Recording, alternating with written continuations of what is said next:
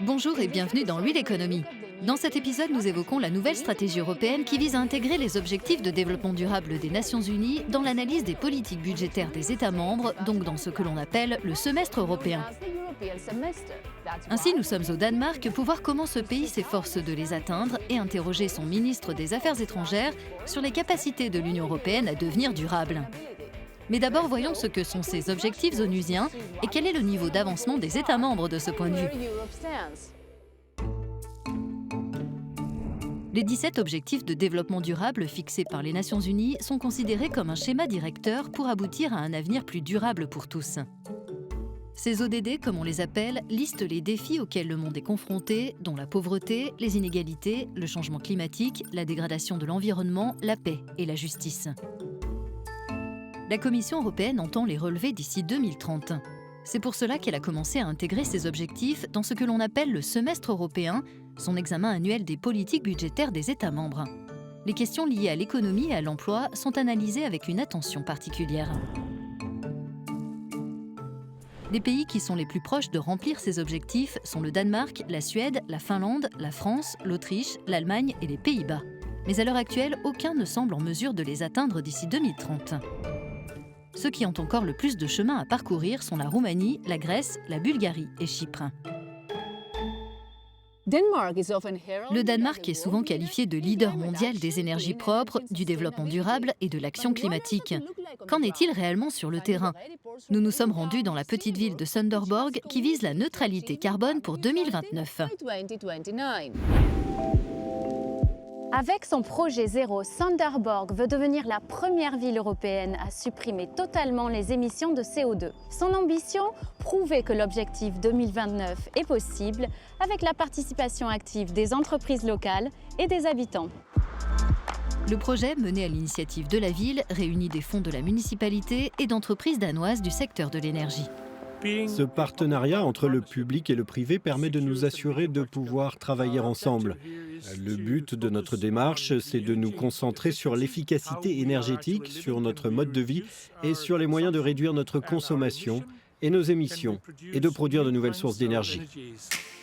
Selon l'entreprise qui contrôle l'avancement du projet, les émissions de CO2 ont été réduites de presque 40%. 700 000 tonnes d'émissions restent à supprimer. Un parc éolien à l'étude permettrait d'abaisser ce chiffre à 400 000 tonnes d'ici 2025. Un grand pas, mais il reste encore beaucoup à faire.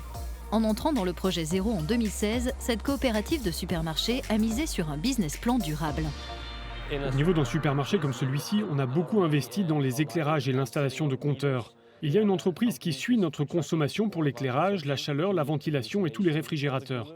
À l'échelle de la coopérative, on a investi l'équivalent de près de 300 000 € et on les a déjà récupérés grâce aux économies réalisées. Donc ça vaut vraiment la peine. Le projet zéro implique les entreprises, mais aussi les habitants, avec leurs logements particulièrement polluants. Des solutions comme le chauffage urbain généré par des énergies renouvelables ou des panneaux photovoltaïques sont utilisées pour réduire la consommation des foyers. Les associations de logements sociaux veulent montrer l'exemple. Il y a eu de nombreux projets de rénovation qui ont été menés et on a beaucoup amélioré les choses. On a beaucoup économisé, même si les loyers ont un peu augmenté. La coopération a été très bonne et les résidents sont très contents de vivre ici. Sønderborg souhaite interconnecter les secteurs qui consomment de l'énergie avec ceux qui en produisent. Par exemple, 2 usines de biogaz en construction transformeront les déchets agricoles, industriels et domestiques en gaz renouvelable. Les transports publics fonctionnent déjà grâce aux biocarburants. Ces avancées sont encourageantes, mais d'importants défis demeurent. Selon moi, nous avons l'argent, nous avons les technologies, mais ce qu'il y a de plus difficile, c'est de changer nos modes de vie, de nous efforcer d'être plus durables au niveau mondial. Et ici, à notre échelle, nous pouvons montrer l'exemple.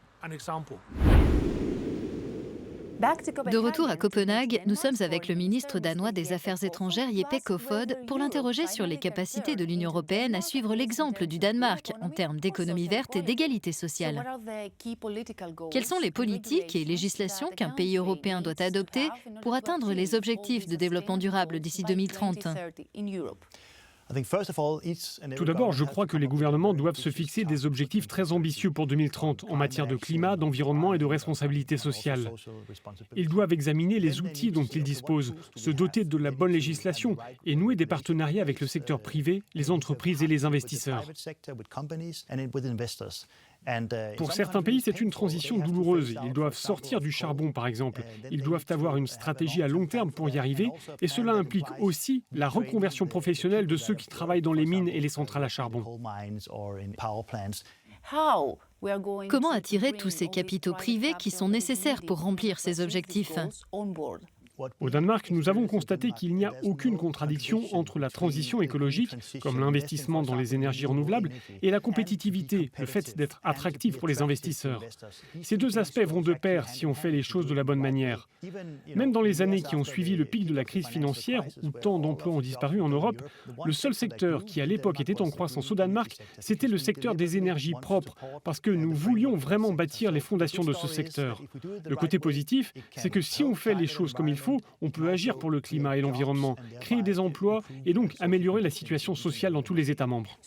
Donc pour vous, cette transition peut se faire sans que des emplois soient détruits. Les emplois que nous avons aujourd'hui dans le secteur de l'énergie fossile, par exemple, disparaîtront. Mais nous devons créer de nouveaux emplois. Et la grande question politique, c'est de voir comment contribuer à faire passer cette main-d'œuvre d'un secteur qui est en train de disparaître à un nouveau secteur. Comment la faire accéder à de nouveaux emplois? Cela passe par la reconversion, la formation continue, l'investissement des États dans l'éducation. Il faut préparer la nouvelle génération, les jeunes qui sont actuellement dans le système éducatif, et leur donner les bons outils pour pouvoir être innovants dans la nouvelle économie verte. Il faut agir sur les deux fronts, et ce, dès maintenant. Pensez-vous que l'ambition de remplir ces objectifs d'ici 2030 soit réaliste? C'est un défi immense et je ne veux pas le sous-estimer. Le Danemark a connu une énorme crise pétrolière dans les années 70, comme de nombreux autres pays. À l'époque, on s'est dit que nous devions en finir avec cette dépendance. Aujourd'hui, on a réussi. Et en 2030, notre électricité proviendra à 100% de sources renouvelables. Quand on regarde la situation dans le monde, la Chine est en plein essor et ce pays a besoin de technologies que nous pouvons produire. Il y a aussi l'Inde, dont la croissance est plus récente et où 1,3 milliard de personnes réaliseront cette transition. Il y a l'Afrique, l'Amérique latine. Ils auront besoin de nos idées, de nos technologies. Donc si nous développons ce secteur, nous serons capables de créer des emplois en Europe. Donc l'essentiel, c'est de penser stratégique, comme l'a dit le ministre danois des Affaires étrangères. Monsieur le ministre, merci pour cette interview. Merci. C'est la fin de cette émission. Merci de l'avoir suivi et à bientôt sur Euronews.